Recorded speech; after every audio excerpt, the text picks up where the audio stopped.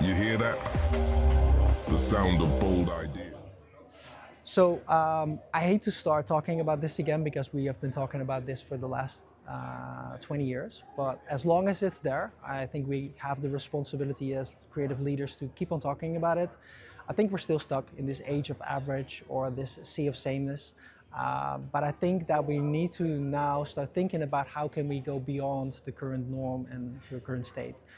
Especially now with all of these new tools that we have with AI, I think we have a really great opportunity to go beyond the norm. And one of my favorite quotes that I need to that I'm expressing more and more within our company is that mediocrity is a slow form of failure. So we need to go beyond the norm, identify it, and make something beautiful. So I mean, this is what we do as creatives, right? We need to find a good way to go beyond the norm and create something that resonates. I think one of the big cardinal sins that happened in the past 10 to 15 years in design is where people started to say good is good enough. I think it kills the essence of design. I think everything is about the details, everything is about the craft. One of the biggest jokes in our industry is that we think that we work in a industry called digital. I don't think we work in digital. I think we work in communication. I think everything leverages up to how it makes people feel and what people get out of it. Obviously, we make tools. I'm completely aware of it, but we need to go back to communication and really start thinking about the craft. What makes a difference when you create something beautiful? How do you make people feel when they use it? I think that's as much as important as the utilitarian function that some of these products have. I think it's really about making the craft and the details important again. So before going down into the rabbit hole of the customer journey or into the technical details, it's really also about think about the topography, think about the composition.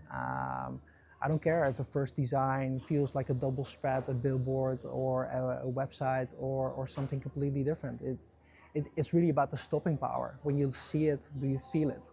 I think lots of the arts and other creative crafts have that. Obviously, architecture and fashion has that power.